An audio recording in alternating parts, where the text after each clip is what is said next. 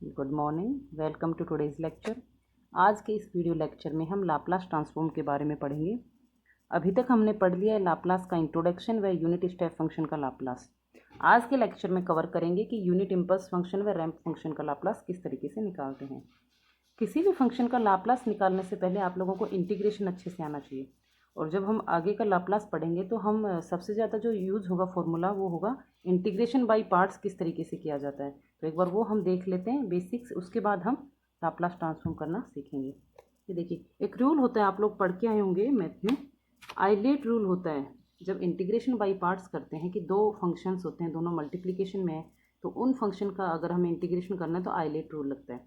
देखिए, मान लीजिए दो फंक्शन है, यू और वी फंक्शन का हमें इंटीग्रेशन करना है। ये हमारा क्वेश्चन है, यू भी एक्स की फॉर्म एक्स का फंक्शन है, वी भी एक्स का फंक्शन है, इसलिए सेपरेट लिखा नहीं है। U into v d x, ये हमें इंटीग्रेशन करना है दोनों का। तो किस तरीके से किया जाएगा, यू को एज इट इज़ रख दीजिए, वी का इंटीग्रेशन कीजिए, माइनस यू का डिफ्रेंशिएशन इंटू वी का इंटीग्रेशन, उसका कंप्लीट इंटीग्रेशन। ठीक है, ये हो गया इंटीग्रेशन बाय पार्ट्स। फिर इस तरीके से देख लीजिए, अगर दो फंक्शन है, फर्स्ट फंक्शन सेकंड फंक्शन, तो हम फर्स्ट को एज इट इज़ रखेंगे, सेकंड का इंटीग्रेशन करेंगे, माइनस जिसको एज इट इज़ रखा था उसका डिफ्रेंशिएशन, और इंटीग्रेशन वाले का एज इट इज़ इंटीग्रेशन, इन दोनों के गुणा का फिर से इंटीग्रेशन करेंगे। ये हमारा हो गया दो फंक्शन का मल्टीप्लिकेशन को इंटीग्रेशन किस तरीके से करते हैं, यानी इंटीग्रेशन बाय पार्ट्स। तो हम यहाँ पे u और v फंक्शन कौन से फंक्शन मानेंगे, जब भी दो फंक्शन गुणा में हैं तो उनमें से u कौन सा फंक्शन होता है या फिर फर्स्ट फंक्शन कौन सा होता है, ये चूज़ करने के लिए हम आइलेट रूल को यूज़ करते हैं। आइलेट रूल देखिए क्या कहता है, आई का मतलब होता है इन्वर्स फंक्शन, कि इनमें से जो दो गुणा में फंक्शन आएंगे, इनमें से जो भी फंक्शन पहले आ जाएगा उसको हम u मानकर चलेंगे या फर्स्ट फंक्शन मानकर चलेंगे, जिसका हमें शुरू में कॉन्स्टेंट रखना है, सेकेंड पार्ट में डिफ्रेंशिएशन करना है। आई यानी इनवर्स, इनवर्स जैसे sine inverse, tan inverse function. L यानी लॉगरिथमिक फंक्शन जैसे log x। ए यानी एल्जेब्रिक फंक्शन जैसे 1x X square plus 1। T यानी trigonometric function sine X cos X tan X. E यानी एक्सपोनेंशियल फंक्शन। ठीक है, इनमें से जो पहले आ जाएगा उसको हम u मानेंगे, और जो सेकंड फंक्शन होगा उसको v मानेंगे। जैसे एग्जांपल लीजिए, हम इंटीग्रेशन कर रहे हैं, t इंटू ई एक्स का इंटीग्रेशन कर रहे हैं, t इंटू ए एक्स डी एक्स। ठीक है, x इंटू एक्स मान लीजिए, ठीक से x इंटू ई एक्स इंटू डी एक्स। तो अब इसमें से कौन सा u होगा कौन सा v होगा, वो हम आइलेट रूल यूज़ करेंगे। देखिए, आइलेट रूल के अकॉर्डिंग फर्स्ट फंक्शन इनवर्स हमारे पास नहीं है, ठीक है, फिर हमारे पास लोगरिथमिक में नहीं है, एल्जेब्रिक पहले आ गया है, इसमें देखिए एल्जेब्रा आ गया, x एक एल्जेब्रिक फंक्शन है, तो इसको हम फर्स्ट फंक्शन मान लेंगे, इसको हम सेकेंड फंक्शन मान लेंगे। इस तरीके से हम इस रूल को यूज़ करके फंक्शन को डिफाइन करेंगे। उसके बाद हम इंटीग्रेशन बाय पार्ट्स करेंगे, जिसका फॉर्मूला ये लगेगा, u को एज इट इज़ v का इंटीग्रेशन माइनस u का डिफ्रेंशिएशन इंटू v का इंटीग्रेशन, उसका कंप्लीट इंटीग्रेशन। ठीक है, अब देखिए हम चलते हैं Laplace transform of impulse function. Impulse function का लाप्लास पढ़ने से पहले आप लोगों को पता होना चाहिए कि इम्पल्स फंक्शन क्या होता है। इम्पल्स क्या यानी सडन चेंज। ठीक है, एक ऐसा फंक्शन, एक शॉर्ट पल्स को हम बोलते हैं इम्पल्स। यूजुअली क्या होता है, एक रेक्टेंगुलर फंक्शन होता है, जैसे मान लीजिए ये एक रेक्टेंगुलर फंक्शन है।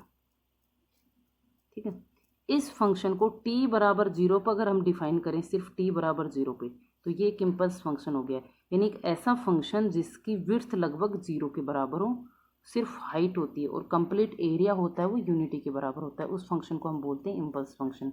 ये हमने ड्रॉ किया गया है इम्पल्स फंक्शन इस तरीके से है, ये t माइनस इन्फिनिटी से प्लस इन्फिनिटी तक जा रहा है, ये t है, यहाँ 0 है, सिर्फ 1 पर सडन इम्पल्स आता है, सॉरी t बराबर 0 पर सडन इम्पल्स है जिसकी वैल्यू 1 है, और देन फिर से 0 है। ये वैल्यू 1 भी हो सकती है, a भी हो सकती है, क्योंकि हम यूनिट इम्पल्स पढ़ रहे हैं, इसके इसको 1 मान के चल रहे हैं। ठीक है, तो डेल टी अगर a रखते तो यहाँ पे मैं a रख देती, वैल्यू t बराबर 0 पर इसकी वैल्यू a या 1, अगर यूनिटी है तो 1, और अगर यूनिटी नहीं है तो a, और t less not equal to 0 पर इसकी वैल्यू 0, यानी सिर्फ t बराबर 0 पर इसकी वैल्यू 1 है, इसके अलावा सब जगह पे इसकी वैल्यू 0 है।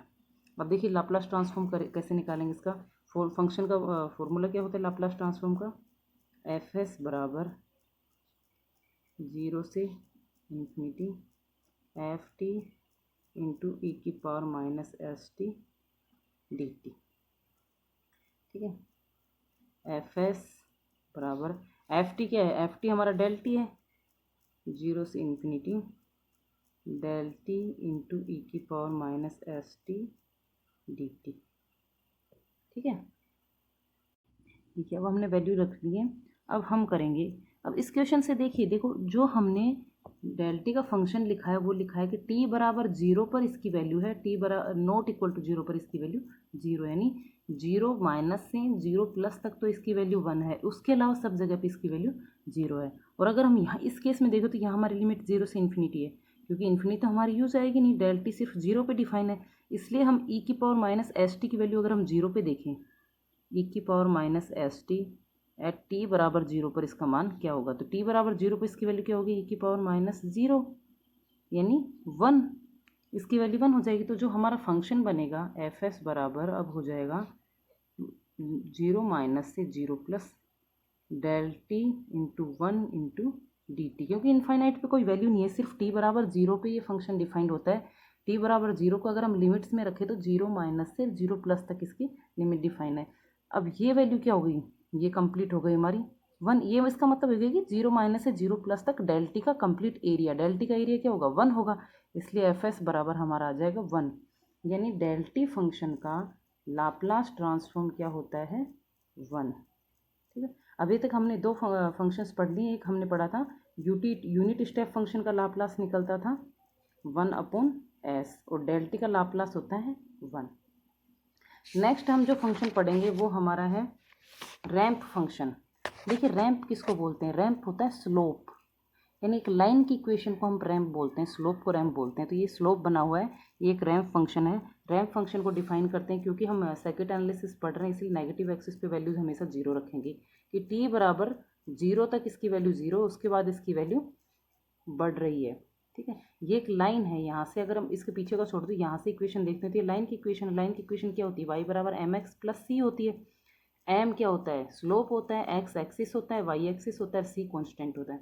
तो एक्स की मतलब ये हमारा आर टी फंक्शन है, वाई का मतलब रैंप फंक्शन है, तो वाई की जगह मैंने रख दिया आर टी, एम की जगह एम, एक्स की जगह टी, इसलिए टी प्लस सी।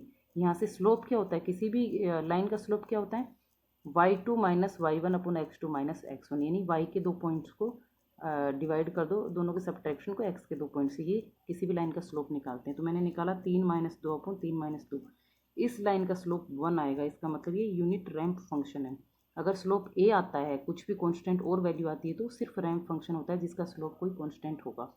हम यूनिट रैंप फंक्शन का निकाल कर देखेंगे, क्योंकि जब भी हम लाप्लास निकालते हैं लीनियरिटी को फॉलो करता है, तो अगर हम कांस्टेंट से मल्टीप्लाई करेंगे फंक्शन को तो लाप्लास भी डायरेक्टली कांस्टेंट से मल्टीप्लाई हो जाएगा। इसलिए अगर कांस्टेंट से मल्टीप्लाई होता है तो लाप्लास में कोई अंतर नहीं आता, सिर्फ मैग्नीट्यूड में अंतर आता है उसके अंदर। इसलिए हम यूनिट रैंप फंक्शन का लाप्लास पढ़ रहे हैं। स्लोप आ गया 3 माइनस 2 3 माइनस एम बराबर 1, टी बराबर 0 पर इसका मान 0 है, इसलिए सी की वैल्यू भी क्या हो जाएगी 0 हो जाएगी। तो हमारा जो फंक्शन बनेगा ये बनेगा आर टी बराबर टी, कहाँ पर, टी ग्रेटर देन 0 पे इसकी वैल्यू 0 है, सॉरी टी लेस देन 0 पे इसकी वैल्यू 0 है, टी ग्रेटर देन 0 पे इसकी वैल्यू टी है। ये हमारा हो गया unit ramp function.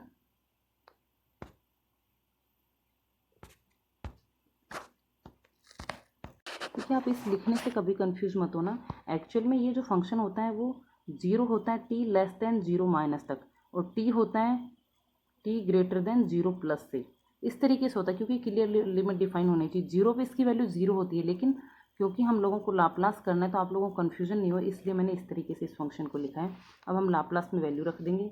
Laplace transform क्या होता है, एफ एस बराबर 0 से infinity F T into e की power minus S T D T. ये हो जाएगा एफ एस 0 से इन्फिनिटी, 0 से इन्फिनिटी रख रहे हैं, वैल्यू क्या होगी F T function R T की वैल्यू क्या है टी है, 0 से इन्फिनिटी तक इसकी वैल्यू टी है, इसलिए टी इंटू ई की power minus S T D T. अब देखिए अब हम इंटीग्रेशन बाय पार्ट्स करेंगे, क्योंकि हमारे पास दो फंक्शन मल्टीप्लिकेशन में आ गई। अब कौन सा फर्स्ट फंक्शन है कौन सा सेकंड, वो डिफाइन होगा I L A T E से। इसमें देखिए इन्वर्स नहीं है, लॉगरिथम नहीं है, एल्जेब्रिक फंक्शन आ गया है, क्योंकि टी के साथ है तो टी की वैल्यू है, तो एल्जेब्रिक फंक्शन कौन सा है ये है, तो इसको हम यू मानेंगे या फिर मानेंगे फर्स्ट फंक्शन, और इसको हम मानेंगे वी। ठीक है। अब इंटीग्रेशन बाय पार्ट्स कर दीजिए। फॉर्मूला क्या होता है, u into v d x बराबर u into integration of v minus d u upon d x into integration of v d x का कंप्लीट इंटीग्रेशन। ये हमारा फॉर्मूला होता है। इसी फॉर्मूले में हम वैल्यूज़ रख देंगे। तो एफ एस बराबर होएगा, यही लिख रहे हैं जिससे आप लोग कन्फ्यूजन नहीं हो, u है हमारा t और v है हमारा e की पावर माइनस एस टी। तो t को एज इट इज़ e की पावर माइनस एस टी का इंटीग्रेशन e की power minus S T upon minus S. I hope आप लोगों को इंटीग्रेशन आता है। एक्सपोनेंशियल फंक्शन का इंटीग्रेशन होता है e की पावर माइनस एस टी का इंटीग्रेशन अगर हम करेंगे e की पावर माइनस ए टी रख के देखते हैं तो हो जाएगा e की power minus A T upon minus का a। ये होता है इंटीग्रेशन एक्सपोनेंशियल फंक्शन का। इसलिए u हमारा है t को एज इट इज़ रखा, v हमारा है e की power minus S T, e की पावर माइनस एस टी का इंटीग्रेशन कर दिया क्योंकि यहाँ इंटीग्रेशन करना है e की power minus S T upon minus S minus limit. देखिए लिमिट रख देते हैं इसमें, यहीं पे 0 से इन्फिनिटी हमारी लिमिट है। लिमिट रखना मत भूलना कभी भी। अब देखिए कंप्लीट इंटीग्रेशन t का डिफ्रेंशिएशन करना है। क्या होगा t का डिफ्रेंशिएशन, x का डिफ्रेंशिएशन क्या होता है 1 होता है। तो t का अगर dt के रिस्पेक्ट में करेंगे तो ये हो जाएगा d upon D T into T का डिफ्रेंशिएशन इंटू इंटीग्रेशन ऑफ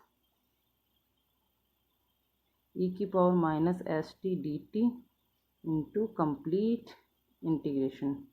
ये हमारा इक्वेशन बनेगी। ठीक है, हम साथ साथ लिमिट भी रखते जा रहे हैं। अब देखिए एफ एस बराबर हमारा बनेगा t इंटू ई की power minus S T upon minus S. ये हो गया 0 से इन्फिनिटी माइनस डिफ्रेंशिएशन क्या होगा t का 1, तो हो जाएगा 1 इंटू ई की पावर माइनस एस टी का इंटीग्रेशन ई की power minus S T upon minus S का कंप्लीट फिर से इंटीग्रेशन। ठीक है, ये हमारा और लिमिट हो गई 0 से इन्फिनिटी। फर्दर सोल्व कर लीजिए। ये हो जाएगा